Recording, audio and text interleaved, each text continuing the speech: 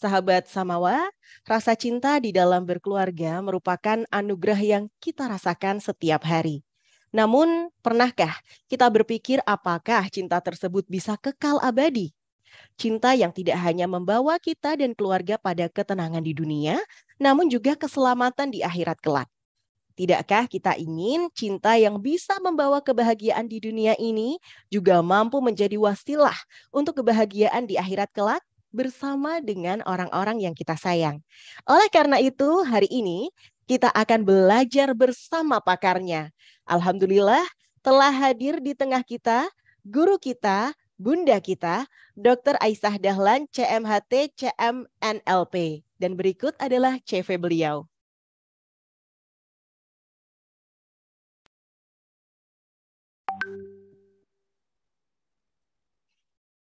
Dr. Hajah Siti Aisyah Dahlan Hussein, CMHT, CMNLP atau lebih akrab dipanggil Bunda Aisyah, adalah seorang dokter, konsultan penanggulangan dan penyalahgunaan narkoba, clinical hypnotherapist, dan juga praktisi neuroparenting skill.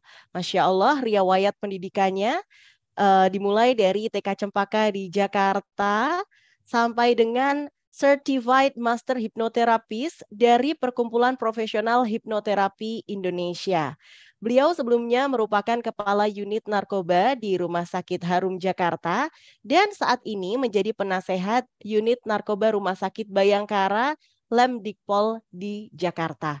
Untuk penghargaannya, Masya Allah, kita bisa sama-sama saksikan ya bahwa penghargaan beliau ini ada banyak sekali, dimulai dari tahun 2020 sebagai Parenting and Health Daiyah dari Media Muslim Choice Award, lalu juga ada penghargaan-penghargaan lain seperti Prestasi Insan Anti Narkoba atau PITA dari Gerakan Rakyat Anti Madat atau GERAM. Lalu juga mendapat penghargaan sebagai perempuan inspiratif di Indonesia dari Organisasi Aksi Solidaritas Era Kabinet Kerja atau OASE. Masya Allah, kita sudah tidak sabar untuk segera berbincang dengan Bu Isah begitu ya, kita memanggilnya. Langsung saja kita sapa. Assalamualaikum warahmatullahi wabarakatuh, Bu Isah. Waalaikumsalam warahmatullahi wabarakatuh, Mbak Dita. Kabar baik, Ibu? Alhamdulillah. Ini mohon maaf suaranya agak serak. Baru pulang dari umroh Palestina loh. Masya Allah. Terima kasih banyak sudah disempatkan untuk membersamai kami nih belajar tentang merawat cinta sampai ke surga. Kalau melihat Bu Isah nih langsung cerah ceria begitu ya, langsung happy rasanya hati ini. Tabarakallah. Alhamdulillah. Tipsnya seperti apa ya kira-kira nanti ya Bu Isah? Tips agar cinta kita ini kepada pasangan tidak memudar, karena kalau kita berbicara tentang cinta nih, ada yang bilang tahun pertama pernikahan masih anget-angetnya nih, nanti di tahun kelima udah mulai tuh gonjak-ganjing, apalagi sampai 10 tahun, jangan-jangan perasaan cintanya udah nggak ada nih. Ya Allah. Dan juga bagaimana nih, karena kita nggak cuma pengen bersama pasangan di dunia saja ya Bu Isah, tetapi juga pengennya ya sampai ke surga nanti. Ini gimana Bu Isah cara agar cinta tidak memudar dan kita bisa bersama pasangan sehidup sesurga? Silakan Ibu. Romantis banget ya. Masya Allah, Mbak Rita, saya sapa dulu sahabat Samawa ya. Bismillahirrahmanirrahim. Assalamualaikum warahmatullahi wabarakatuh. Alhamdulillahirrabbilalamin. Allahumma sholli wa sallim ala sayyidina Muhammad. Amma ba'du. Sahabat-sahabat yang hari ini bergabung baik di Zoom maupun di YouTube, apa kabar? Ini hari pertama seminar online ya Bu Isa setelah perjalanan panjang sampai Al-Aqsa, Masya Allah.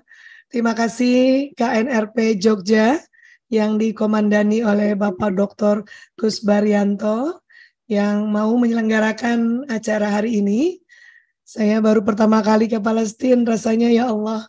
Alhamdulillah ini perjuangan KNRP di Indonesia untuk mengingatkan kita selalu akan perjuangan atau jihad saudara kita di Palestina. Ini benar-benar rasanya ya Allah.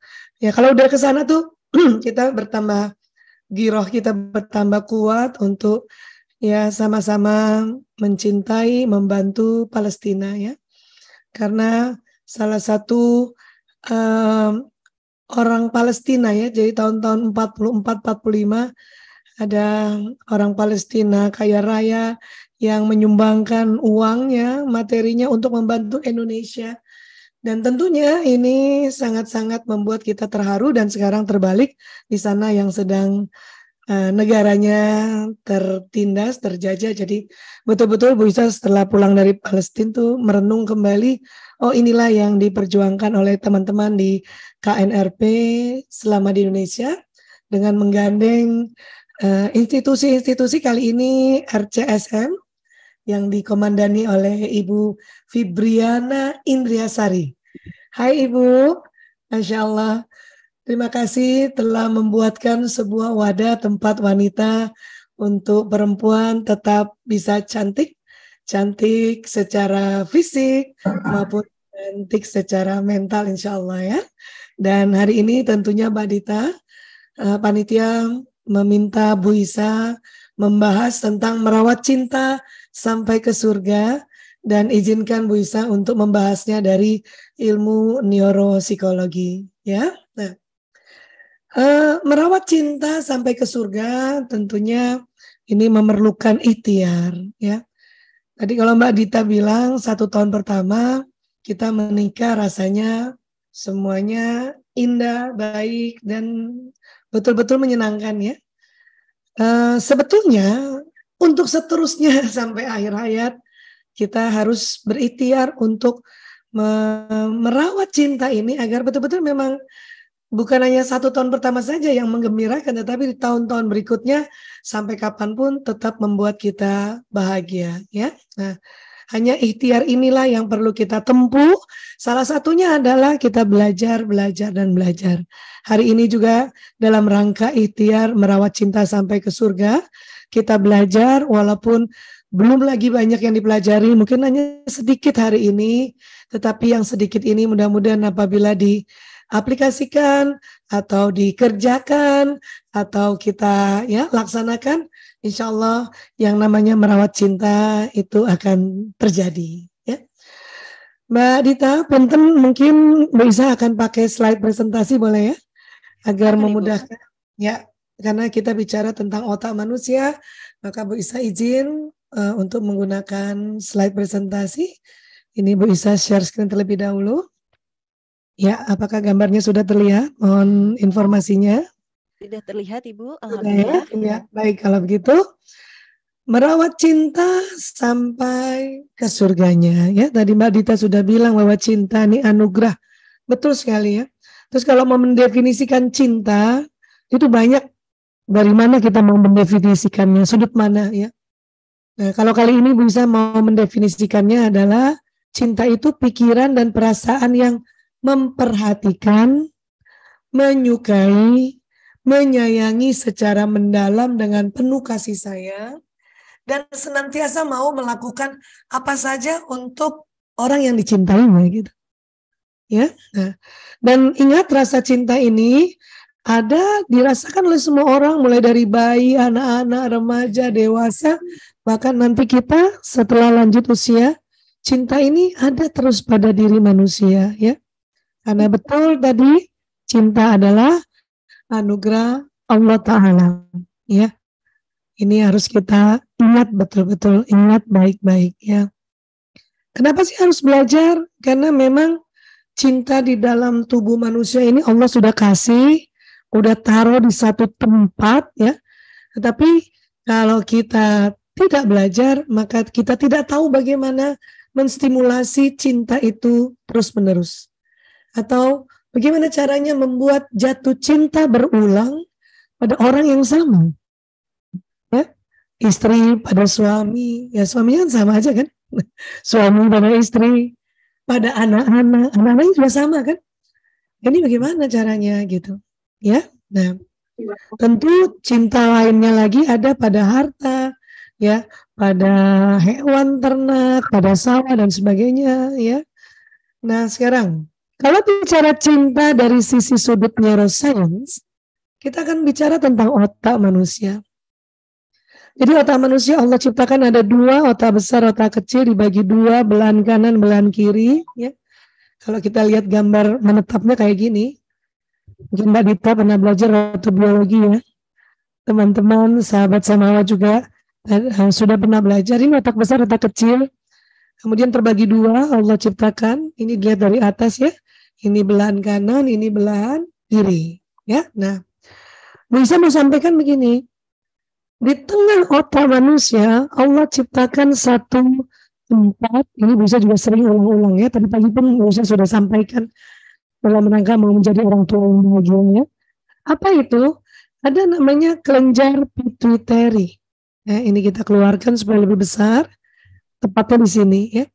Inilah tempat hormon kasih sayang, hormon cinta, hormon bahagia, dan hormon rasa nyaman. Di sini. Ya. Udah ada jadinya di otak kita, udah ada. Kalau mau tahu posisinya pertemuan antara dua alis.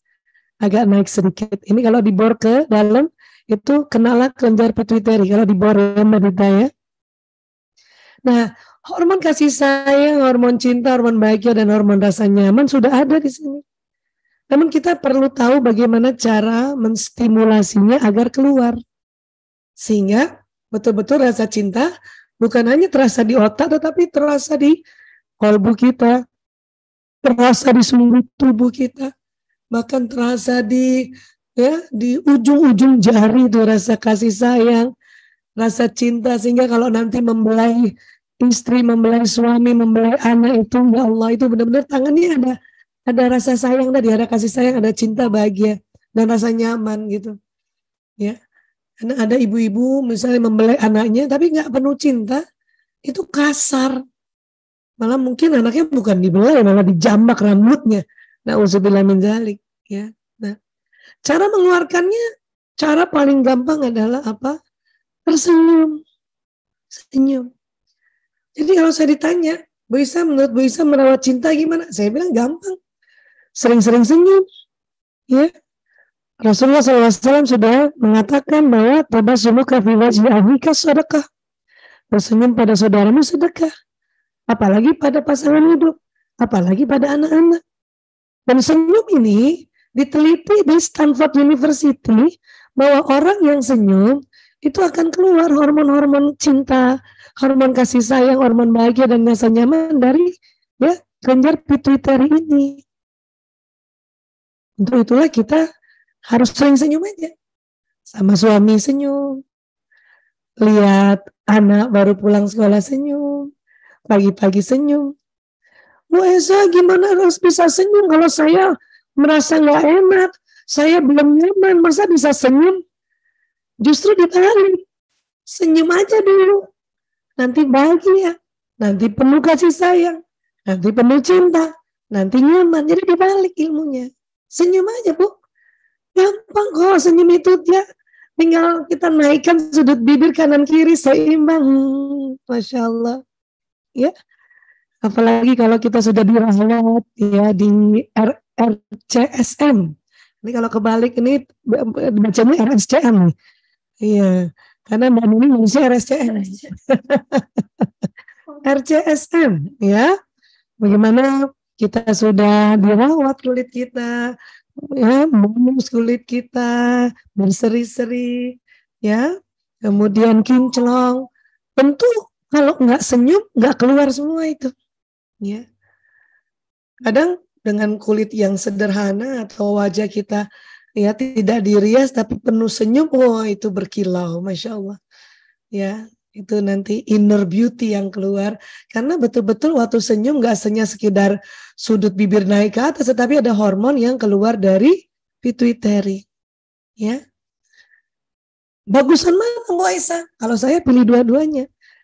Ya, tetap merawat kita punya kulit karena ini juga sebuah anugerah. Saya orang yang paling senang merawat kulit, apalagi setelah usia 40 tahun ke atas ini Mbak Dita. Ya, karena kulit kita memang harus dirawat, apalagi kulit perempuan. Mobil khusus untuk suami dan anak-anak.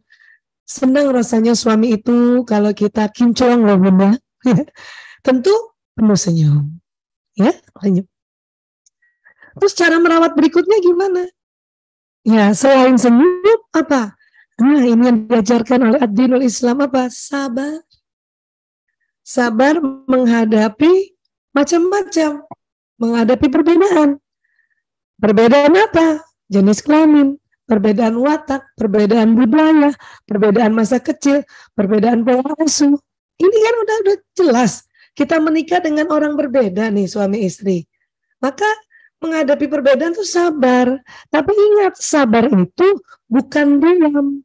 Sabar itu ya ada di dalam sabar itu ikhtiar untuk kita belajar bagaimana caranya menghadapi perbedaan. Perbedaan otak laki, otak perempuan, perbedaan ya, misalnya saya nih Mbak Dita, kalau saya kan orang Bugis, bapak saya Bugis, ibu saya Palembang, suami saya Jogja asli, ibunya Jogja, ayahnya Klaten, itu aja harus belajar, itu sabar. Gimana ya budaya orang Jawa ya, bagaimana ya menghadapi mertua yang asli orang Jawa, Jogja dan Klaten. Bagaimana suami saya belajar bagaimana budaya Bugis itu ya, menghadapi perbedaan suku Bugis itu gimana, itu belajar memang. Dan gak ada hentinya. Pantang kita bilang, saya udah belajar, tapi kok masih begini-gini juga. Itu berarti gak sabar. Ya, karena Allah Ta'ala ingatkan pada kita, ya terutama di surat An-Nisa ayat 19, Bismillahirrahmanirrahim, dan bergaullah dengan mereka secara patut. Kemudian jika kamu tidak menyukai mereka, maka bersabarlah. Karena mungkin kamu tidak menyukai sesuatu, padahal Allah menjadikan padanya kebaikan yang banyak. Ya. Seorang istri nggak suka sama perangai suaminya yang tegas, suaminya yang selalu telepon, Bunda di mana? Ada di mana? Kamu sedang apa? Atau kebalikannya, suami sering ditelepon istrinya, mungkin nggak suka ya, tetapi ya Allah menjadikan pada hal yang kita tidak sukai ya kebaikan yang banyak gitu. Ini harus diingat-ingat ini. Ya. Kemudian harus belajar lagi kita apa yang Allah ya minta pada kita tentang sabar ini. Di surat Ar-Ra'du, surat ke-13 ayat 22, Allah sampaikan, dan orang yang sabar karena mengharap keridhaan Tuhannya, ya, yaitu ya melaksanakan sholat, menginfakkan sebagian rezeki yang kami berikan kepada mereka secara sembunyi-sembunyi maupun terang-terangan. Ya, jadi kalau kita mau infak, sedekah, ya wakaf, itu memang ya boleh sembunyi-sembunyi, boleh terang-terangan. Ya. Kemudian menolak kejahatan dengan kebaikan. Kita merasa suami menjahati kita, kita merasa. Kadang-kadang kita merasa doang kok. Ya. Kecuali kalau sudah ada KDRT ya, lain hal ya. Tapi kita tetap kasih senyum. Maka inilah orang-orang yang akan mendapat tempat kesudahan yang baik. Ya. Ulaika lahum uqbad dar. Ya. Jadi tempat kesudahan yang baik. Ini ciri-cirinya. Ya, kita ulang lagi ya, melaksanakan sholat, menginfakkan sebagian rezeki, memang tidak semuanya tapi sebagian, secara sembunyi-sembunyi maupun terang-terangan, menolak kejahatan dengan kebaikan. Ya, ini yang diminta nih. Ya. Kemudian apa lagi? Lanjutannya, ya, apa sih tempat kesudahan yang baik? Yaitu surga-surga Aden, Jannatu Aden, ya. Yadkhulunaha wa man salaha min abaihim wa azwajihim wa zurriyatihim. Mereka masuk ke dalamnya bersama orang yang soleh dari nenek moyangnya, pasangan-pasangannya, anak cucunya. Coba bayangkan, kita nggak masuk sendiri, rame-rame ke surga. Ya. Wal malaikatu yadkhuluna alaihim min kulli bab. Sedang para malaikat masuk ke tempat-tempat mereka dari semua pintu, ya, sambil mengucapkan salamun alaikum bima sabartum, ya, selamat sejahtera atasmu karena kesabaranmu, ya, fa ni'ma uqbad dar, maka alangkah nikmatnya tempat kesudahan itu. Jadi di sini lagi diminta kita ya sabar, karena kesabaran kita itulah maka kita bisa masuk ke ya Jannatu Aden, surga Aden. Masya Allah. Ya. Nah sabar itu memang harus ditunjang dengan belajar. Makanya harus rajin taklim. Banyak ibu-ibu bilang, kenapa sih kita aja ibu-ibu yang taklim, bapak-bapak enggak? Siapa bilang? Bapak-bapak mungkin juga taklim dengan caranya sendiri. Hanya memang ibu-ibu yang lebih sering, karena memang kita lah yang memang harus lebih sabar. Sehingga perempuan ini betul-betul cantik luar dalam itu. Ya, cantik parasnya, cantik kulitnya, tapi nggak sabar. Suami baru ngomong 1 kalimat, kita 10 kalimat, itu nggak jadi cantik loh. Ya, suami datang, kita manyun, nggak jadi cantik. Sia-sia nanti ikhtiar lain-lainnya apabila kita tidak sabar. Sampai kapan? Sampai nanti. Bahkan Rasulullah sering mengatakan ya, lewat hadis-hadisnya, bersabarlah. Sampai kapan ya Rasulullah? Sampai berjumpa dengan aku. Bayangkan kita disuruh sabar bukan hanya di dunia, sampai nanti berjumpa dengan Rasulullah SAW. Ya, betapa indahnya kalau jumpa Rasulullah. Sabarnya sampai ke situ tuh. Ya, bertemu aku di mana? Di Telaga Kautsar. Bayangkan. Jadi panjang sabar itu ya. Iya. Oke, sekarang kembali ya. Sudah nih sama-sama kita sudah tahu di badan kita sudah ada hormon ya, bahagia, cinta, kasih sayang. Kita diminta untuk senyum, diminta untuk sabar, ya. Sekarang kita belajar lagi, harus ngapain lagi gitu ya. Nah, oke. Di antara sabar itu nanti ada tanda cinta pasangan hidup. Pertama apa? Senang memiliki waktu bersama, namun tetap menghargai waktu pribadi pasangan. Dalam 7 hari, tidak bisa juga 7 harinya sama-sama, terus gak mungkin. Karena ada waktu-waktu yang pasangan kita menjemput nafkah, kita juga punya aktivitas domestik kita, berpisahlah di waktu saat itu, nggak apa-apa. Ya. Ada waktu-waktu pasangan kita perlu bersama temannya, hargai. Ya. Hanya tentu karena sudah menikah, ya tetap sama-sama saling menghargai. Oh ya, jangan saya egois dengan waktu pribadi saya aja ya. Ada pasangan saya. Makanya ya tetap mencari waktu bersama, tapi tetap menghargai waktu pribadi pasangan. Ya. Nah ini salah satu tanda cinta pasangan hidup. Ya. Apalagi saling menghargai dan menghormati pendapat satu sama lain. Dan ingat buat para istri, kalau suami sudah berpendapat, kita dengar aja dulu. Karena itu pendapat dari sisi otak laki-laki memang. Dari sudut pandang laki-laki. Kita selalu ya ngeyel kan. Apalagi kalau kita yang dimarahin atau ditegur oleh ayahnya. Kita selalu mau membela anak kita bawah sadar. Karena memang ibu begitu. Tapi laki-laki kalau kita ya bantah dia. Atau kita bilang enggak gitu ayah di depan orang. Apalagi di depan anak, maka dia akan tersinggung, dia akan marah. Kenapa begitu Bu Aisyah? Nanti kita lihat kenapa begitu laki-laki. Dan itu memang ya Allah yang ciptakan. Dulu saya salah. Saya dulu Mbak Dita belum banyak belajar, keliru di tahun-tahun pertama malah keliru. Karena menganggap, berpikir bahwa perempuan boleh kok mengungkapkan pendapatnya dengan free dan sebagainya. Itu keliru. Tetap kalau suami sudah ngomong kepada anak kita, ayah mau kamu begini, kita diam saja dulu sambil pasang senyum. Ya, nanti bila kita tidak setuju, pada saat berdialog, maka sampaikan apa yang kita tidak setuju itu. Itu laki-laki akan senang digitukan. Ya, saya dulu keliru sampai akhirnya belajar lagi, dan bahwa saya yang keliru. Ya, saya minta maaf sama suami dan mulai saat itu melakukan apa yang saya pelajari, yaitu menghargai.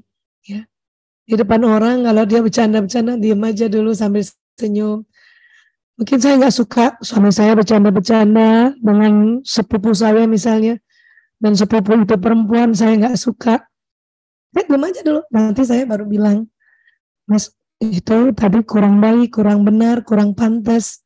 Biar bagaimanapun suami dengan sepupu kita dia ya bukan murid, harus ingatkan itu gitu. Atau dengan sahabatnya, kita diam aja dulu.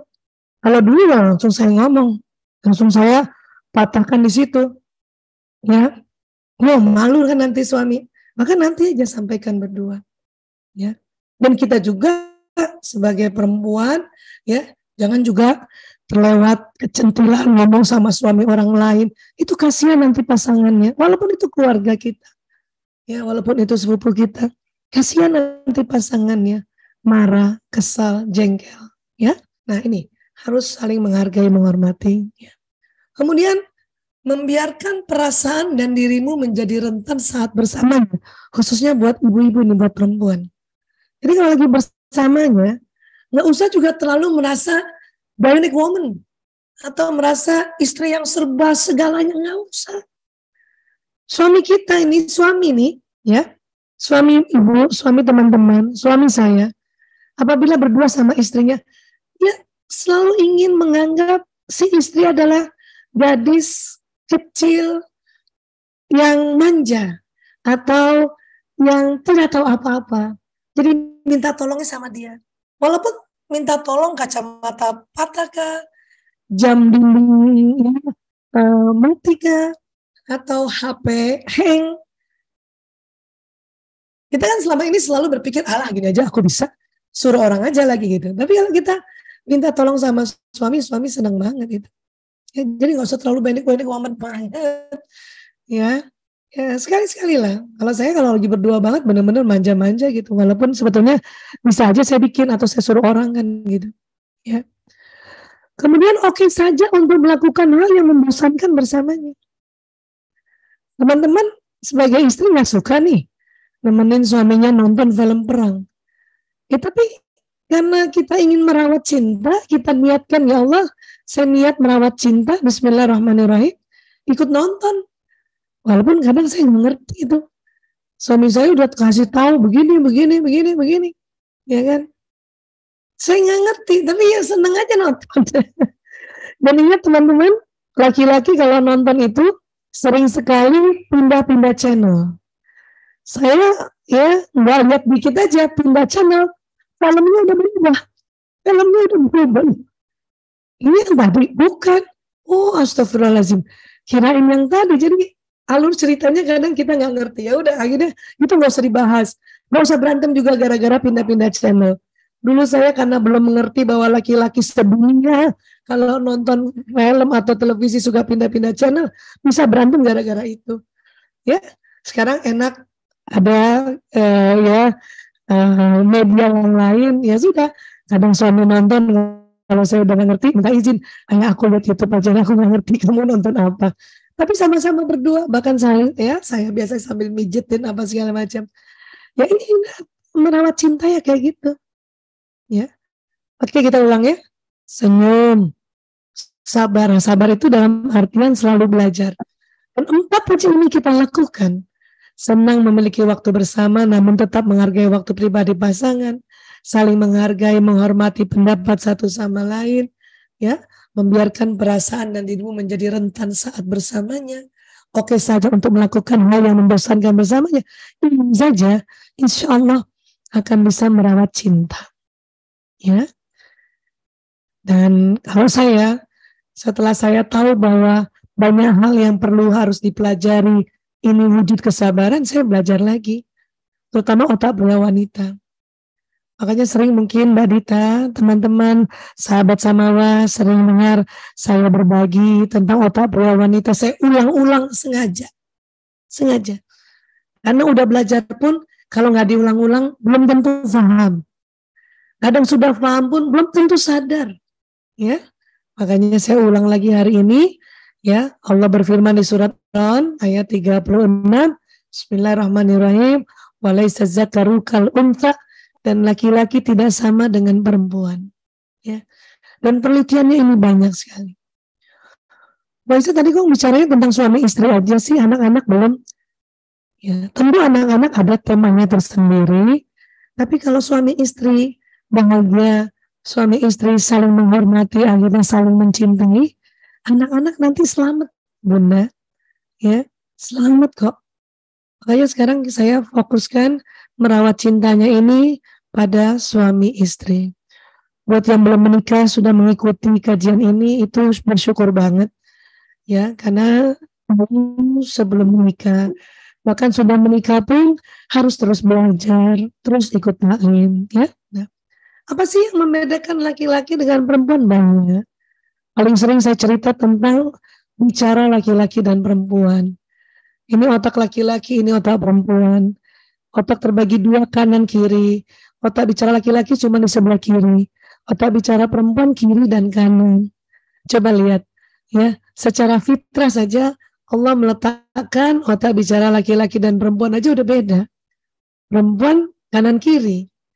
Inilah yang mendasari perempuan lebih pandai bicara, lebih banyak bicara, dan bisa bekerja sambil terus bicara. Itulah perempuan. Ya, ini anugerah yang Allah berikan pada kita. Maka jangan heran kalau nanti setelah dihitung-hitung oleh para ahli, ternyata laki-laki dalam sehari mengatakan 2.000 sampai 4.000 kata, 1.000 sampai 2.000 bunyi, 4.000 sampai 3.000 gerakan tubuh, jumlah rata-rata 7.000. Ada juga suami yang pendiam dengan kategori 5.000. Ada suami yang lebih banyak dengan kategori 9.000 ya. Ilmu setelah saya baca penelitiannya itu nggak jauh beda dari ini, nggak jauh ya, kurang lebih. Karena kan para ahli ngitungnya satu-satu kan gitu.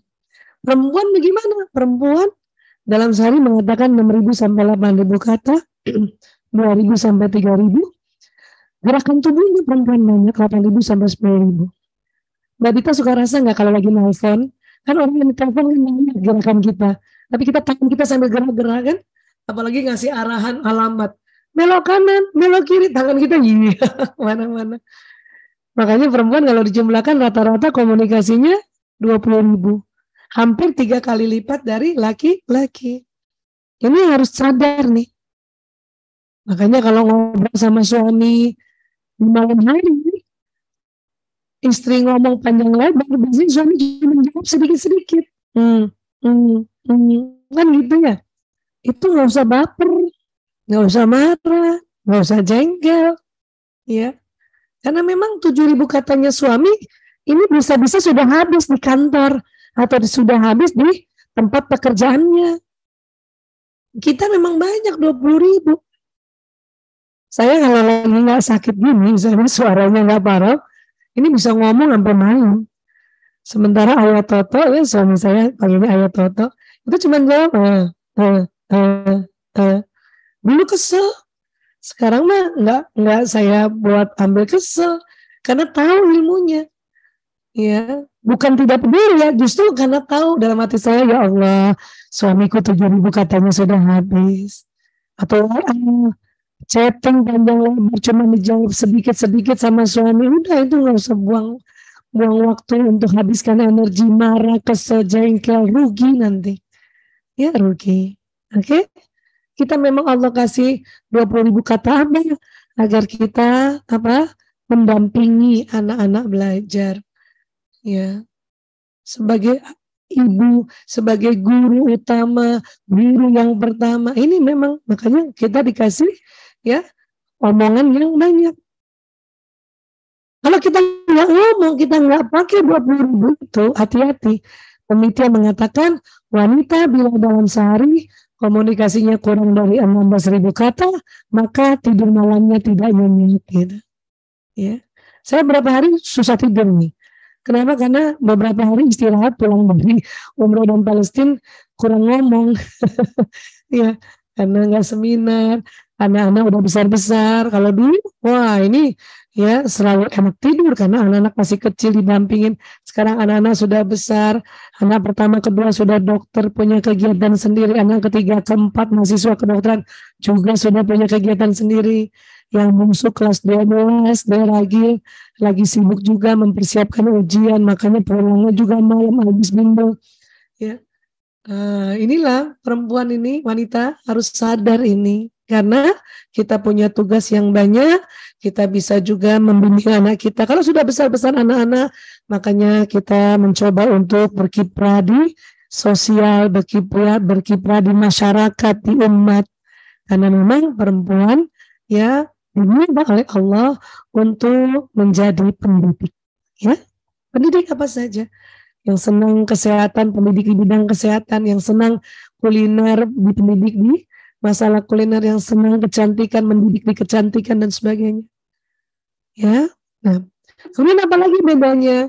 Ini otak, kalau dibelah, ya, ini ada namanya corpus callosum yang melengkung.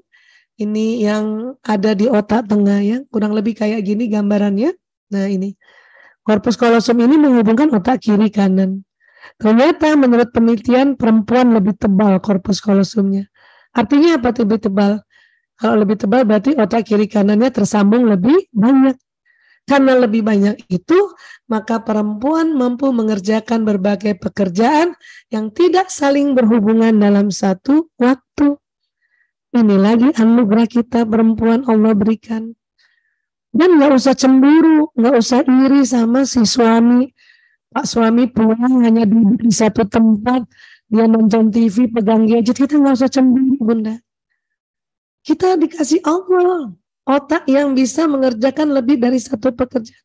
Kalau masih bisa kita yang melakukan pekerjaan itu kita lah. Ya. Buang sampah pun kita bisa lakukanlah para bunda, nggak apa-apa. Karena banyak ibu-ibu harusnya suami dong. Dia bisa juga, tapi lihat waktu juga. Kalau dia baru datang 10 menit baru duduk di kursinya atau baru sampai, kita suruh angkat galon, kita suruh buang sampah, itu nggak bijaksana malah. Itulah banyak laki-laki bilang sebentar. Karena laki-laki itu pada saat sampai di rumah dia harus loading minimal 10-15 menit. Nggak usah disuruh-suruh dulu. Karena akan nanti membuat pertengkaran gitu. Saya cerita begini bukan bela laki-laki, bukan, justru ingin memaparkan itulah otaknya laki-laki. Dan otak laki-laki, otak perempuan juga adalah ciptaan Allah, harus tahu gitu. Ya. Kemudian pertengkaran rumah tangga gara-gara itu. Istri merasa saya udah dari pagi kan capek begini, masa dia cuma duduk-duduk aja. Inilah yang kadang-kadang kita nggak ngerti, maka kita belajar. Oh, kasih waktu laki-laki itu. Kalau masih bisa kita yang lakukan, ya, kemudian kita baca basmalah waktu melakukannya, itulah ibadah kita, insya Allah.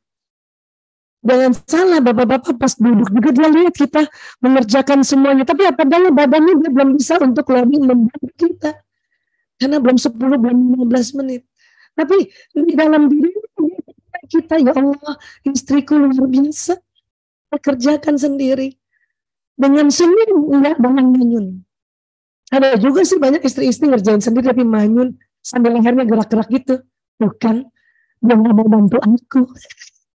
Ibu bilang kita kayak gitu. Ya, rugi, senyum aja. Dan senyumnya ini bukan pura-pura, tetapi tahu bahwa oh ya, suami saya memang sedang capek. Ya, biar kamu duduk dulu.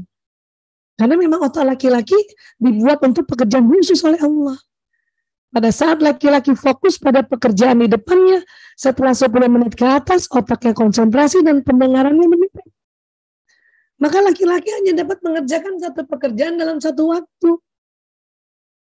Ya, itulah sering lah bapak-bapak baru duduk, istrinya nyuruh-nyuruh, apa dia bilang, sebentar ini, tapi duduk dulu.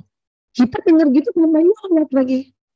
Masa gitu nggak bisa tentu, saya paling saya aja sebagai perempuan kesel kalau dengar istri-istri itu ada kayak gitu tuh. Hanya saya suka paham, oh dia barangkali belum tahu. Atau mungkin sudah tahu, oh belum paham.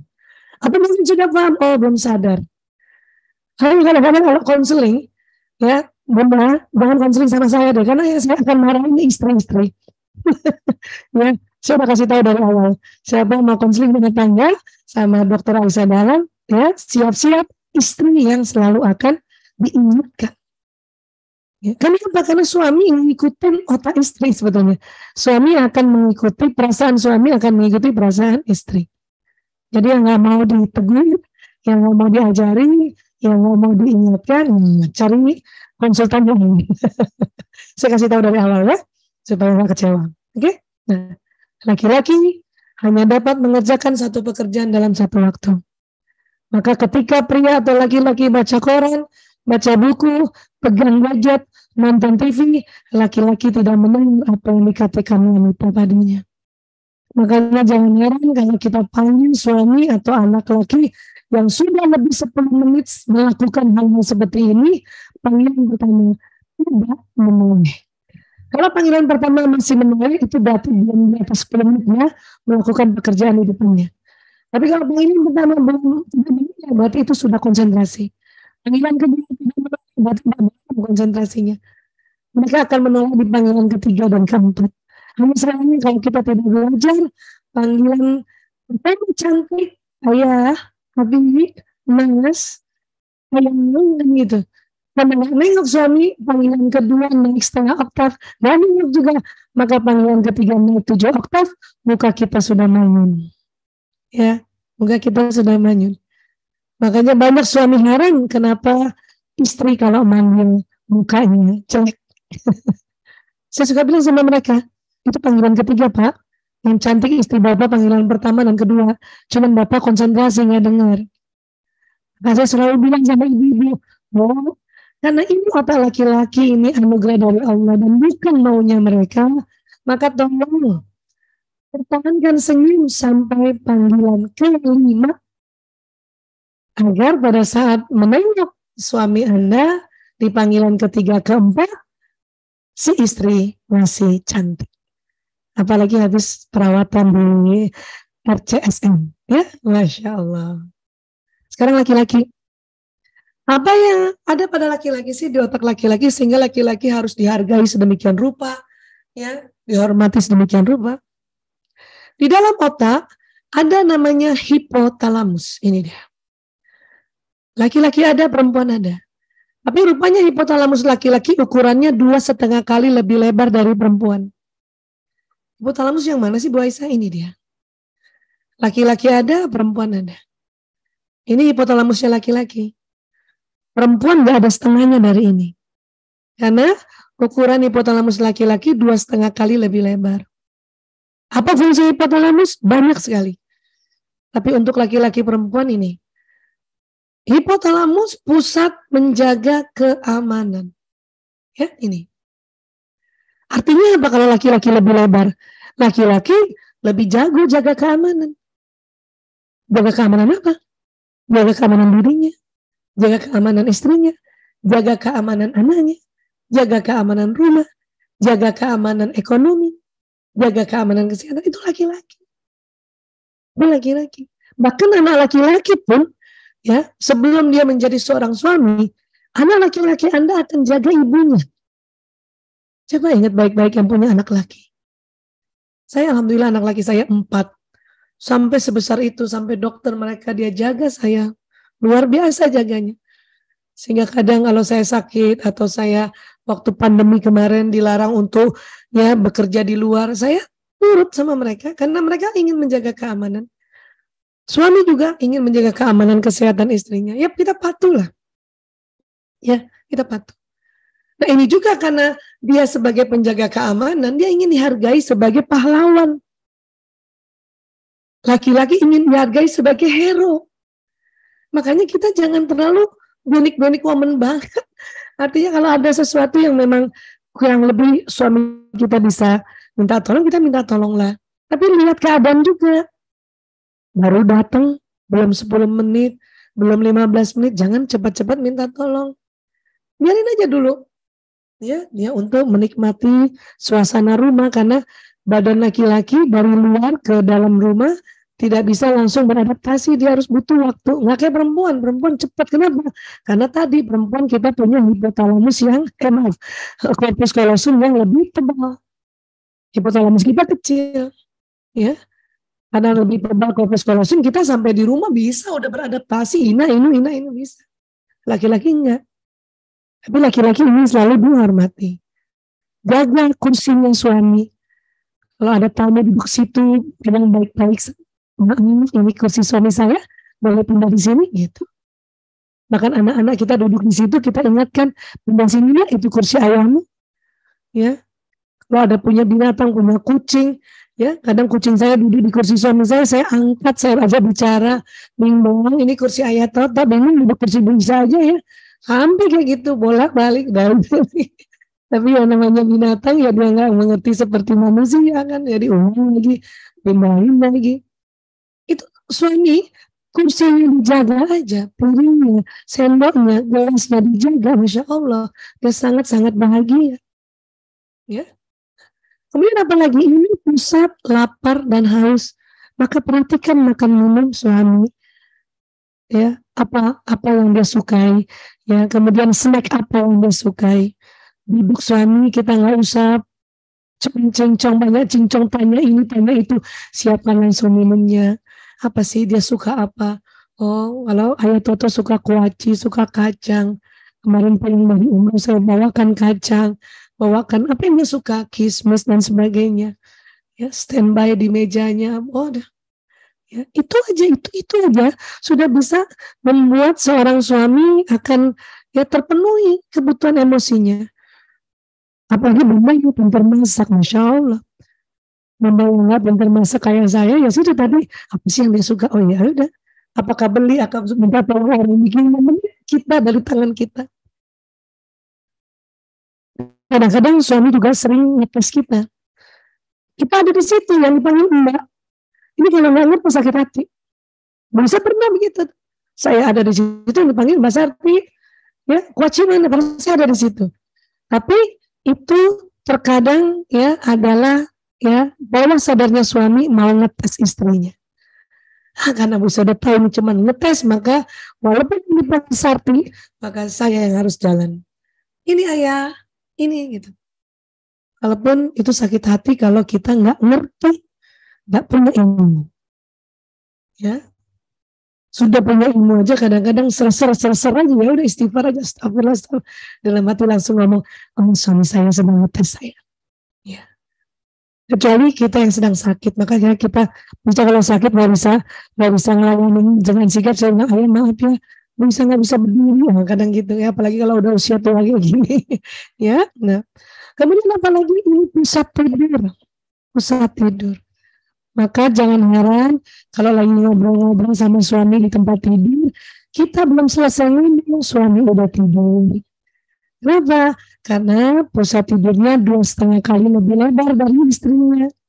Apalagi ini bersamaan menjaga keamanan, termasuk menjaga keamanan ekonomi dan sebagainya. Karena kalau kita ngerti suami, kita belum selesai cerita suami tidur, kita bisa ngambek loh Bunda. Bukan, ya, gak peduli sama aku, dia tidur, belum juga selesai cerita aku, dia tidur. Dan kalau benar kayak gitu, itu baper sendiri, ya, rugi sendiri nanti. Dan percuma juga bunda ganti suami, kan begini juga makanya nih. Mending belajar, oh iya. Makanya kalau pas suami lagi masuk ke tempat tidur, bunda misalnya punya kebiasaan membersihkan wajah sebelum tidur, nanti aja itu. Temenin aja ngobrol dulu. Dulu bisa salah, bisa bersihin dulu wajah, ya, baru nemenin tidur, ya 3 menit dia tidur. Makanya sekarang berubah, temenin dulu ngobrol, ya, nggak usah dibersihin muka biar masih cantik kalau masih ada sapuan makeup tipis-tipis kita, biar dia lihat gitu.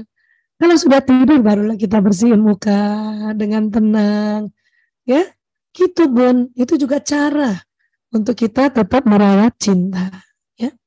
Dan karena suami pusat tidurnya lebih lebar dari perempuan, maka perhatikan tempat tidur suami bersih, wangi, rapi. Kita juga sebagai teman tidurnya bersih, wangi, rapi, cantik, kinclong. Itulah makanya kita perlu rawat wajah kita, rawat kulit badan kita sebagai istri, ya. Dan ini juga, pusat syahwat birahi, ya. Makanya laki-laki suami tidur duluan, tengah malam bangun. Dan kebanyakan dari suami tengah malam bangun, 2 hari sekali, 3 hari sekali, dia mengajak istrinya untuk apa? Untuk beribadah bersama. Hubungan intim suami istri. Atau ngajak istrinya untuk sholat dulu tahajud, habis itu dilanjutkan hubungan intim suami istri. Ini istri harus tahu. Kadang-kadang istri merasa, gimana sih aku kan baru tidur, gitu. Sebetulnya perempuan nggak usah merasa baru tidur atau nggak tidur. Perempuan memang pusat tidurnya kecil, ya. Memang pusat syahwat birahinya juga kecil. Tapi karena ini suami yang Allah ciptakan di otaknya hipotalamusnya lebar, dan ini adalah pusat syahwat birahi, maka kita minta lagi kepada Allah, ya Allah berikan kekuatan, berikan kesabaran, ya berikan bahagia, berikan cinta, berikan ya kesenangan dalam melayani suami. Ini yang harus kita kerjakan, ya. Jadi teman-teman sekali lagi ya, bahwa hipotalamus laki-laki 2,5 kali lebih lebar. Apa fungsinya tadi? 1, menjaga keamanan, pusat menjaga keamanan. 2, pusat lapar dan haus. Begitu juga anak laki-laki, pantai mensehatkan anak laki-laki dikala dia lapar, haus. Dan ini juga pusat tidur. Ya, anak laki-laki juga bunda nasihati dalam keadaan ngantuk bercuma, suruh tidur aja dulu. Dan satu lagi apa? Pusat syahwat birahi. Ini saja seandainya para ibu, para istri, para bunda tahu tentang otak laki-laki, maka insya Allah cara merawat sampai akhir hayat nanti, ya ini insya Allah akan tercapai. Dan disinilah kita akan lebih banyak bahagianya. Saya katakan tidak selalu bahagia, tapi lebih banyak bahagianya. Ya, terkadang perempuan sudah banyak belajar pun masih suka jengkel. Kalau seperti itu, ya bunda udah rajin talent, tapi masih suka jengkel, masih suka kesel, itu berarti Anda mau menstruasi atau sedang menstruasi. Ya. Dan yang usia 45 tahun ke atas mungkin sudah mau masuk pramenopause, sehingga harus tahu bahwa oh ini hormonal, sehingga kita perlu minta maaf juga sama suami, minta izin, katakan ayah maaf ya, saya kayaknya mau mens. Ayah maaf ya, aku kayaknya masuk premenopause. Jadi kalau dikit-dikit manyun, mohon maaf ya. Jadi minta maaf duluan. Ya, nah kurang lebih seperti ini Mbak Dita. Mungkin masih ada waktu untuk kita sharing-sharing atau diskusi. Ya, terima kasih. Saya kembalikan ke Mbak Dita. Silakan. Masya Allah, terima kasih banyak Bu Isah. Setiap mendengar pemaparan dari Bu Isah tuh saya selalu berefleksi. Mungkin sahabat Samawa juga ya, jadi nginget-inget, oh iya bener ya, kenapa suami saya gampang tidur ya? Jadi semua laki-laki begitu Mbak Dita. Jadinya nggak perlu tersinggung ya Bu Isah ya? Nggak perlu, karena kan gini, itu pusat tidurnya bersamaan pusat mencari nafkah. Jadi kan tegang. Makanya untuk merilekskan 1, makan minum udah, 2 tidur, 3 hubungan intim. Baik. Itu yang Dan memang, nah kalau berbicara tentang tidur juga ini sangat berhubungan juga tentang gaya hidup kita ya Bu Isah ya, tentang gaya hidup kita bagaimana menjaga kesehatan, karena orang-orang yang konon rajin berolahraga ini tidurnya juga bisa lebih nyenyak. Kalau suami sudah dari sananya mungkin mudah tidur, nah untuk para istri juga perlu tidur yang cukup, salah satunya dengan menjaga gaya hidup sehat. Nah kalau menurut Bu Isah sendiri, apakah dengan memiliki tubuh yang sehat ini juga berperan penting nih dalam menjaga hubungan kita dengan pasangan dan juga anak-anak? Itu betul ya, seperti itu. Hanya gini, perempuan itu kan hipotalamusnya kecil. Dia nggak perlu sebanyak tidurnya laki-laki. Laki-laki 2,5 kali lebih lebar. Katakanlah bapak-bapak tidurnya 8 jam satu malam, ya, atau 7 jam. Perempuan 4 jam cukup. Cuman kita karena nggak tahu, makanya ngeluh terus. Waduh, aku kurang tidur, nggak kayak kamu enak banget sih tidur. Ngeluh-ngeluhnya itu yang bikin sakit kitanya. Gitu. Bu Isa dulu begitu soalnya, karena belum ngerti ya, padahal udah dokter waktu itu. Ilmu ini kan baru terkuak di 2006. Bu Isa nikah 92. Itu berantemnya dulu gitu. Ya, aku kurang tidur, tapi nggak diomongin, ngebatin. Terang aja, dia seger, enak tidurnya, duluan tidur, ina. Jadi perempuan itu banyak sakit karena ngedumel. Karena nggak tahu. Jadi, iya. Makanya kalau udah fisik tahu dan psikis ya. Iya. Jadi kalau udah tahu, ya Allah memang saya tidurnya sedikit. Karena memang dipersiapkan untuk membantu anaknya, membantu anak kita. Tengah malam anak kita bangun, kita terdengar. Kita lihat lagi bapaknya nggak bangun. Nah, terus bapernya gara-gara itu lagi. Kok dia nggak bangun sih, cuman aku yang bangun? Ya, kalau begini terus, maka ini nggak bisa ngerawat cinta. Kenapa? Karena selalu membanding-bandingkan, padahal kita memang beda. ya. Jangan dibanding-bandingkan, kita beda. Gitu. Makanya setelah 2006 Bu Isa lebih sehat. Lebih sehatnya bukan karena olahraga. Bukan karena olahraga. Lebih sehat karena tahu, oh begitu. Perempuan sama laki-laki memang otak olahraga ada pada laki-laki. Perempuan jarang otak olahraganya kecuali yang punya hobi olahraga ya. Punya bakat kecerdasan fisikal ya. Kecerdasan kinestetik kan ada perempuan, nggak banyak, cuma 10%. Selebihnya perempuan itu programnya itu lebih banyak program belanja. Itu kita. Jadi olahraganya sambil belanja di mall ya Bu Isah ya? Iya, tapi kan harus tahu diri bahwa walaupun kita punya program belanja, tetapi kita perlu kendalikan. Karena kan disitulah pahalanya perempuan mengendalikan belanja. Ya. Karena kalau Allah nggak kasih di otak perempuan program belanja, nanti yang memenuhi kebutuhan rumah siapa coba? Betul. Tapi khadimat kita kan bilang, Bu Isa beras habis. Kalau nggak ada program belanja kan kita malas. Udah biarin aja makan apa aja. Tapi karena ada program belanja, kata khadimat kita, kata Mbak Sarti misalnya, Bu Isa beras habis, kita langsung yes. Belanja gitu. Walaupun gitu ya, walaupun nanti beli beras dan teman-temannya, ada banyakkan teman-temannya. Masya Allah.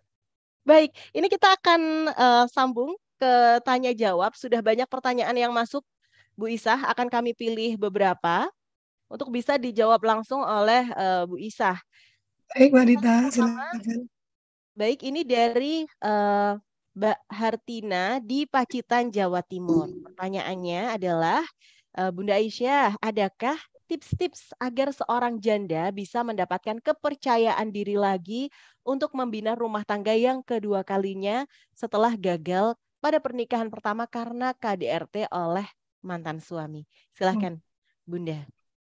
Kalau kasus-kasus KDRT ini memang mendatangkan memori trauma ya Mbak Dita ya. Jadi saran Bu Isa buat Mbak Hartina ya, Masya Allah. Ini kalau masih sanggup untuk menikah kembali, itu sangat dianjurkan sebetulnya seorang perempuan ya. Karena harus ada yang jaga, biar gimana pun yang menjaga keamanan adalah laki-laki yang paling cocok gitu ya. Hanya karena kasus pertamanya adalah KDRT, tentu Bu Isa sarankan untuk Mbak Hartina melakukan konseling baik ke psikolog atau menterapi diri ya, bisa datang ke hipnoterapis atau terapi-terapi keluarga, konsultan pernikahan untuk menterapi memori trauma KDRT-nya itu dulu ya. Karena pada saat menjalin pernikahan berikutnya tetapi memori trauma KDRT belum lagi diatasi atau belum lagi dipulihkan, itu dikhawatirkan ada kasus berikutnya yang hampir sama, itu bisa kayak gitu. Ya. Kenapa? Karena gampangnya gini, karena kita takut KDRT, maka kadang-kadang si istri misalnya menikah lagi, terus selalu dikit-dikit diomongin tuh, ya, kamu nanti KDRT saya, kamu nanti pukul saya, kamu akhirnya yang tadinya nggak mau mukul akhirnya mukul jadinya, ya. Atau dengan konseling rumah tangga kan nanti akan diketahui kenapa waktu itu KDRT-nya, kenapa kok suami yang lama meng-KDRT istrinya, ada apa, faktor predisposisinya apa, kontribusinya apa, pencetusnya apa, itu harus disisir kan, dilihat. Nah, apakah kita si istri ada andil keliru di situ, ada yang andil kehilapan salah, gitu ya? Atau memang si suami punya kecenderungan habit seperti itu, yang memang dia ada memori masa lalunya, melihat orang tuanya. Nah, itu kan harus ditelaah lagi gitu ya. Jadi Bu Isa harapkan Mbak Hartina, apabila ini terjadi pada Mbak Hartina dan ingin menikah lagi, itu bagus banget. Hanya pergilah untuk terapi-terapi, nggak bisa 1 kali, mungkin 5 atau 6 kali melakukan treatment terapi terhadap memori trauma ini, agar nanti insya Allah pada pernikahan berikutnya ya akan jauh lebih baik kehidupannya dibanding kehidupan pernikahan pertama. Ya, Kurang lebih seperti itu Mbak Dita yang Bu Isa bisa sampaikan.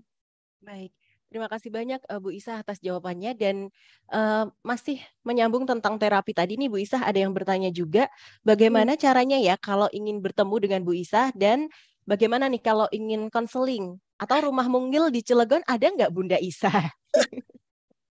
Iya, Bu Isa masih prakteknya di Jakarta ya. Hanya karena konseling itu kan lama ya. Konseling itu kadang-kadang nggak rasa makan waktu 3 jam. Dan pasiennya nggak bisa banyak, sehari satu gitu ya. Maka yang konseling ke Bu Isa cukup panjang juga antriannya. Ya mungkin bisa sama tim. Bu Isa juga mempunyai tim, punya psikolog, punya tim-tim hipnoterapis yang sangat andal juga. Mungkin bisa juga kepada mereka untuk konseling ya. Tapi itu tadi Bu Isa dari awal udah bilang, kalau nanti konseling, baik si istri sendiri maupun sama suaminya, yang akan lebih banyak kena nasihat itu istri. Siap-siap ya. Ya, harus siap-siap. Ya, jangan berharap Bu Isa marahin suami. Iya, yang ditegur keras tuh istri. Kenapa? Karena memang di diri kita inilah ya yang memegang kuncinya. Jadi jika istri tenang, suami itu ikut tenang. Bahkan anak 3 kali tenang. Jika istri senang, suami ikut senang. Bahkan anak 3 kali senang. Tapi jika istri itu takut, cemas, suami ikut takut, cemas. Anak 3 kali takut, cemas. Ya, jika istri pemarah, suami ikut marah. Anak 3 kali marah. Jadi benar-benar kita yang perlu banyak belajar, perlu banyak terus introspeksi diri, ya. Dan nggak usah merasa, kok kita terus sih perempuan, tenang aja. Hadiah dari Allah banyak untuk perempuan. Baik akan dicurahkan di dunia maupun di akhirat nanti. Ya, nah inilah yang harus siap-siap kalau mau konseling Mbak Bu Isa. Ya, hanya Siapkan itu tadi. mental. Ya, mohon maaf mungkin yang tahun ini sudah cukup panjang antriannya. Mungkin Bu Isa biasanya suka merujuk ke teman-teman psikolog yang sama kita punya acuan konselingnya dan teman-teman terapis lainnya. Itu mohon maaf kalau kalau gara-gara antriannya panjangnya. Baik, waiting list nih ya. Jadi mungkin kalau daftar Ya, sekarang baru bisa 2 tahun lagi nih. Cepat. soalnya nggak bisa tiap hari kan Mbak Dita. Karena kita Betul. juga harus sharing, harus ngajar kayak gini. Mhm. Kemudian sehari cuma bisa satu karena lama. Apalagi Betul. pakai hipnoterapi tuh kadang-kadang nggak rasa 4 jam itu. Wah itu Mhm. harus disiapkan waktu yang agak panjang gitu. Masya Allah. Ya. Maksimal ya Bu Isah ya. Ini kita lanjutkan pertanyaan berikutnya dari sahabat Silviana di Magelang. Assalamualaikum Bu Isah. Waalaikumsalam Pernikahan warahmatullahi kami Pernikahan kami baru saja masuk 4 tahun, tapi saat ini merasa stuck karena seolah tidak ada yang dikejar.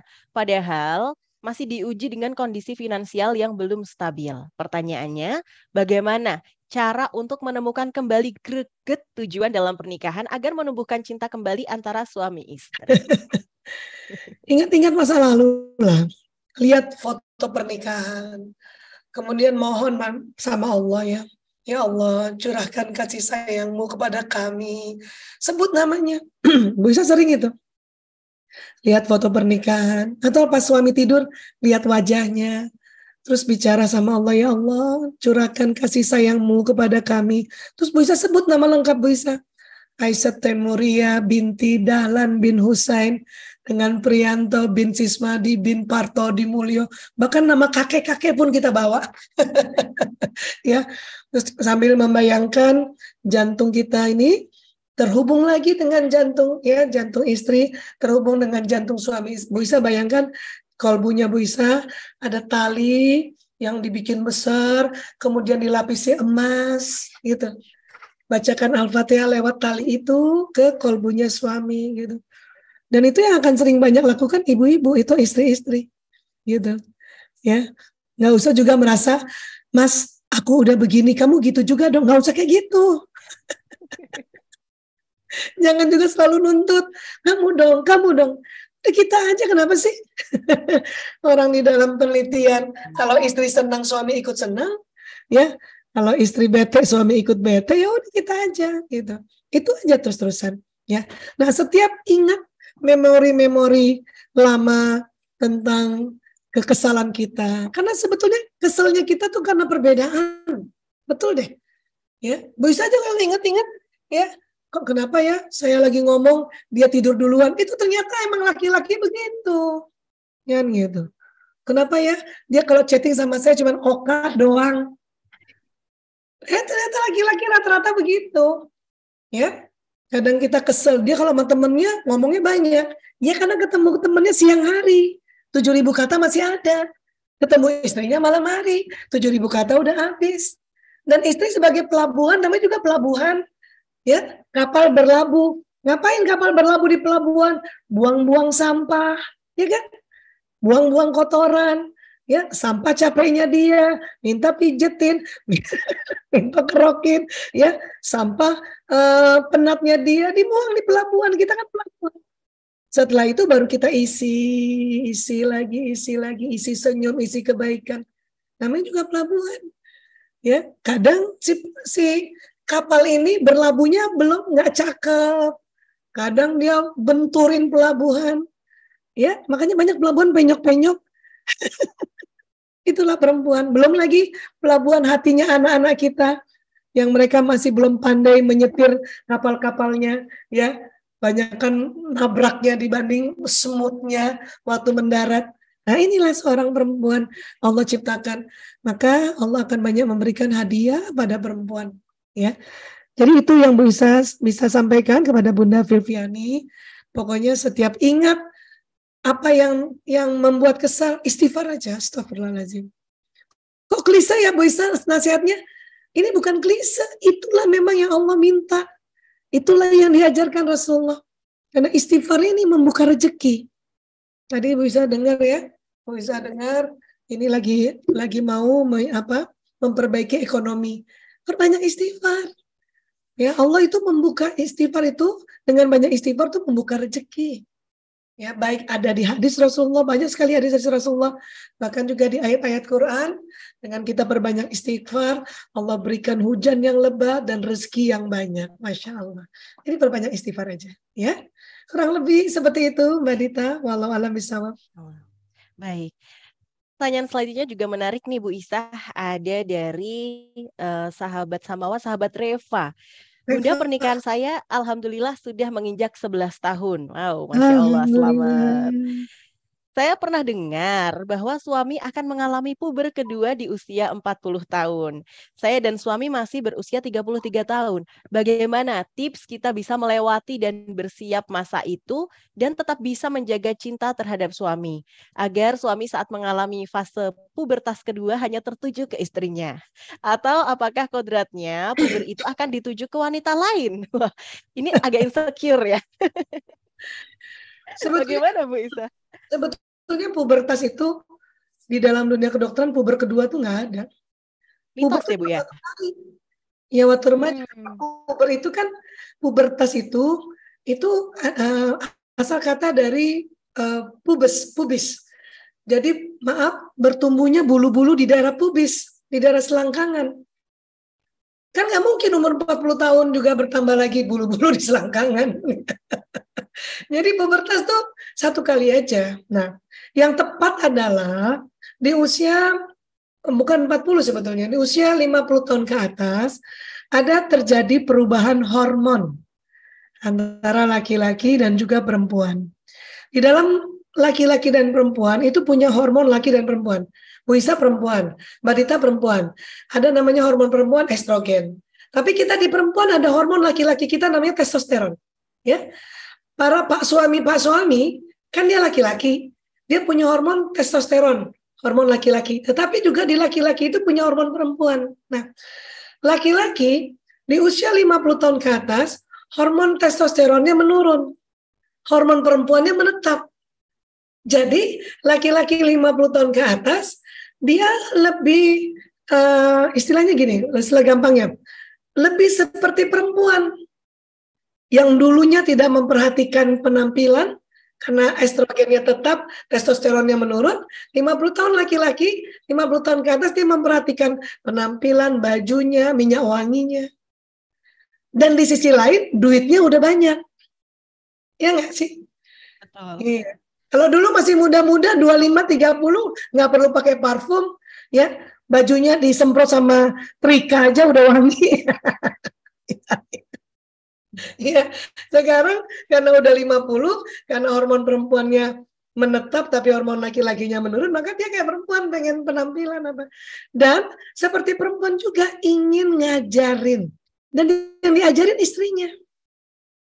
Istrinya diajarin, dikasih nasihat apa. Nah, di sisi yang lain, perempuan di usia 40 tahun ke atas atau 45 tahun ke atas, itu hormon perempuannya berkurang. Hormon laki-lakinya yang banyak.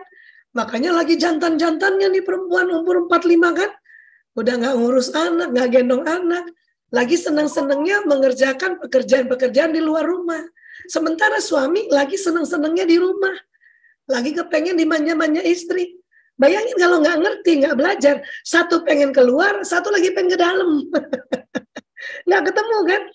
Ya, nah walaupun kita harus mengerti bahwa saya ya sedang masuk usia 45. Bu Isa dulu begitu sama Ayah Toto. Dengan bersamaan Ayah Toto, karena kami bedanya 7 tahun, dia lagi kepengen senang di rumah gitu. Makanya saya minta izin sama Ayah Toto, pagi saya keluar, saya cepat-cepat pulang ya sore nemenin kamu gitu. Seneng nih ya. Bahkan kami pernah punya satu tempat pertemuan di sebuah kafe. Nah kafe ini adik saya juga yang bikin, adik ipar saya, adiknya Ayah Toto. Sehingga siang-siang kami sudah di sana. Walaupun suami rapat, jadi rapatnya nggak di kantor, dimintalah orang-orang yang mau ketemu dia ke kafe itu. Saya juga pasien-pasien mau konseling di kafe itu. Jadi kita dari jauh lihat-lihatan deh. Gitu kan mesra kan? Nah ini yang harus kita pahami. Ya. Dan nggak perlu takut. Kapan kita takut itu bisa terjadi. Karena kita nggak ngerti biasanya karena takut. Ada istilah puber kedua, nggak usah takut, nggak akan puber kedua. Yang ada adalah suami akan menjadi lebih ingin didampingi, ingin dipeluk, ingin ditemani, itu. Karena di usia-usia perempuan. Sementara di sisi lain kita lagi ingin mandiri, ingin jadi ngurus orang lain kan gitu tuh.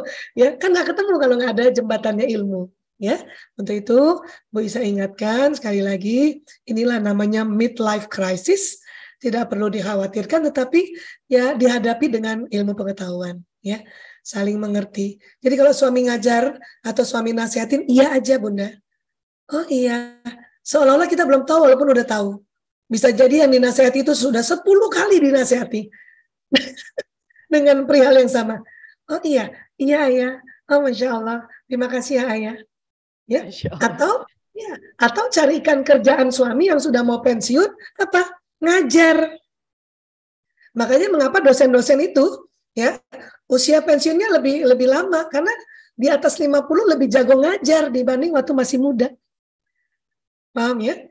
Makanya kalau suami Bu Isa minta izin mau kemana? Saya ada klien baru minta nasihat saya. Oh, saya izinkan. Yes, iya. Supaya yang dinasihati orang lain aja jangan saya. Tetapi itu karena ilmu gitu loh. Bukan karena mau keluar lagi, bukan gitu. Kadang-kadang kita julid kan. Kalau mau temen aja gitu. Tapi pas dia di rumah kita dinasihati kita nggak mau. Ya ini yang bikin nanti bertengkar. Ya. Jadi kurang lebih seperti itu Mbak Dita. Wallahu a'lam bishawab. Kurang lebih siap-siap. Ya, walaupun berapa? Tinggal 6 tahun lagi tadi ya. Siapa? Mbak Reva ya? Siapa? Mbak Reva ya? Mbak Reva, betul. Bu Isa alhamdulillah sama Ayah Toto nanti insya Allah 9 Februari 31 tahun. Ini alhamdulillah kami senantiasa belajar. Ayah Toto memang tidak terlihat belajar pergi seminar enggak. Sekarang karena ada media sosial dia kadang-kadang curi-curi dengar YouTube-nya Bu Isa. Nggak mau ketahuan. Pas kalau ketahuan dia ganti sinetron. Nonton film serial perang-perangan. Ya, atau dia tanya temennya, atau temennya suka cerita, kata Bu Isa, terus dia tanya, emang kata Bu Isa apa? Gitu. So sweet ya, support dalam diam. Iya, iya. Nah, tapi Bu Isa tahunya bukan dari dia, dari teman-temannya malah. Ya. Nah, disitulah kita Masya Allah. tahu, karena laki-laki jarang memuji kita di depannya, atau mengatakan aku cinta padamu, itu jarang banget laki-laki. Jadi para bunda yang suaminya nggak pernah bilang aku cinta padamu, udah tenang aja. Ya, 90% laki-laki di dunia begitu. Normal ya Bu Isa ya? Yang ada suami sudah bisa bilang aku cinta padamu sayang, kamu satu-satunya wanita, itu harus sujud syukur tuh. Karena itu masuk yang 10%. Yang Masya Allah. kurang lebih kayak gitu. Baik. Baik Bu Isa, ini pertanyaan terakhir yang sekaligus menutup perjumpaan kita kali ini ada dari sahabat Mei Sofia. Bagaimana Bu Isa menghadapi kasus pasangan yang ternyata LGBT? Tahapan apa nih yang mesti dilakukan? Silakan Ibu. Mungkin banyak kliennya juga nih yang juga curhat hal yang sama. Ya, saya 5 tahun terakhir memang ngurus LGBT juga Mbak Dita, saya dan tim ya, bukan cuma saya aja. Dan kalau kami studi banding dengan tim, terutama tim hipnoterapi yang mengatasi LGBT, ini memang berat. Kalau kita tahu pasangan ternyata LGBT itu berat sekali.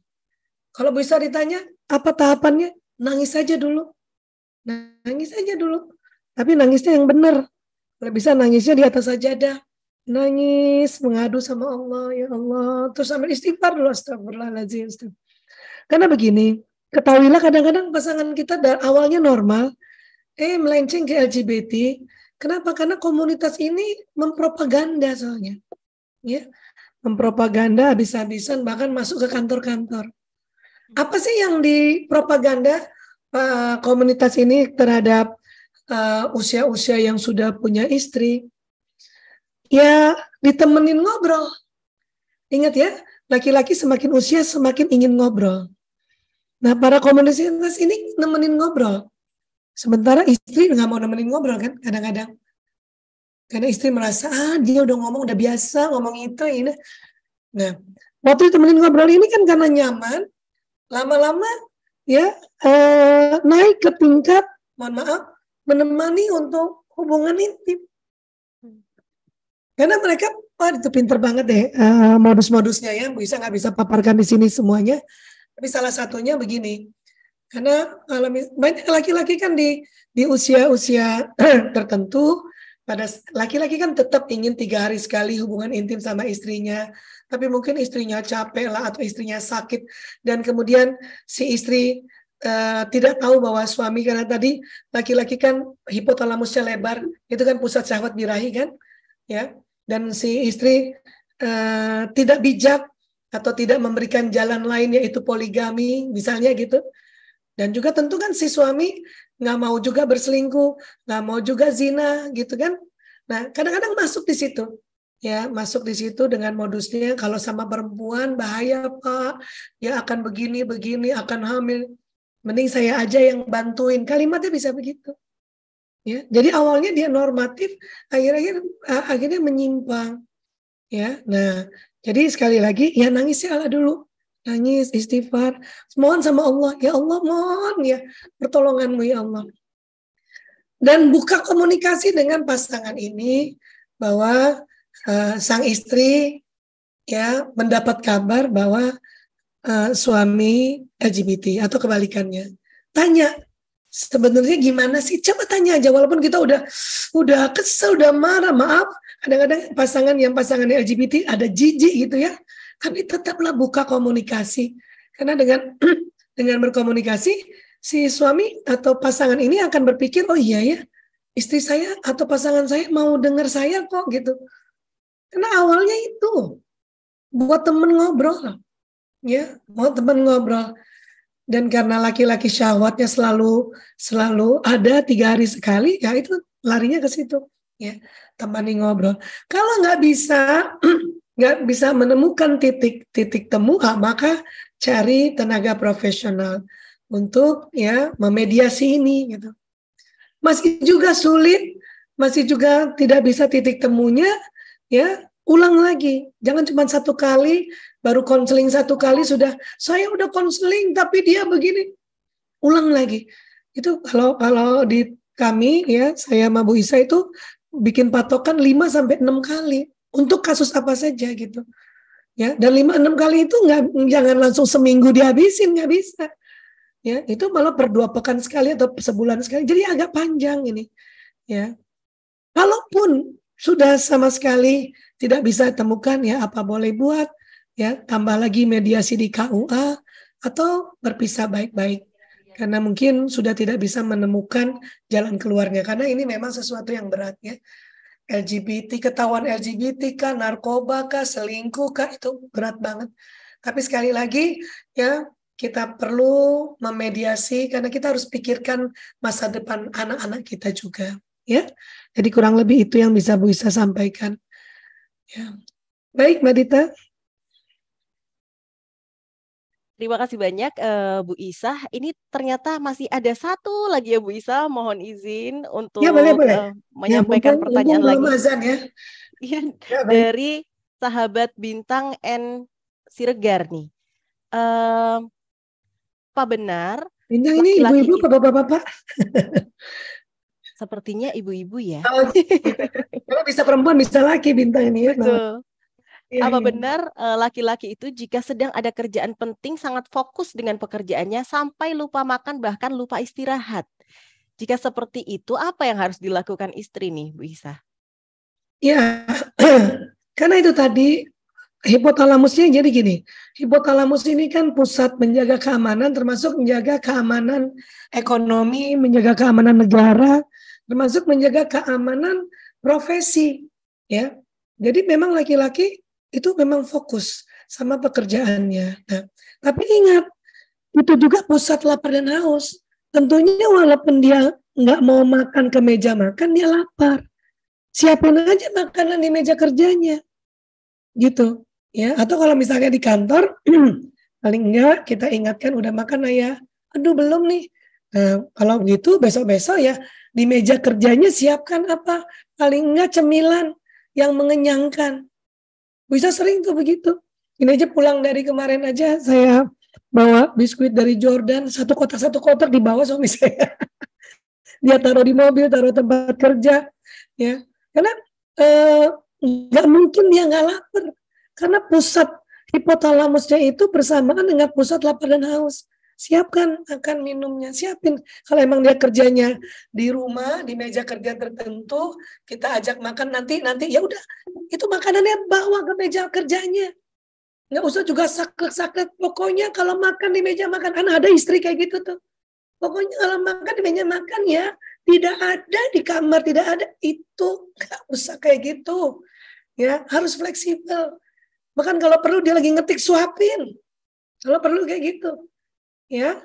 Nah, jadi sekali lagi harus ingat, jangan sampai berpikir dia nggak lapar. Nggak, iya lapar pasti. Karena itu pusat lapar dan haus, bahkan sebetulnya ngantuk, tetapi karena pusat menjaga keamanan jabatannya dia tinggi, menjaga keamanan keluarganya tinggi, maka ya dibela-belain untuk fokus sama kerjaan. Setelah itu capek banget.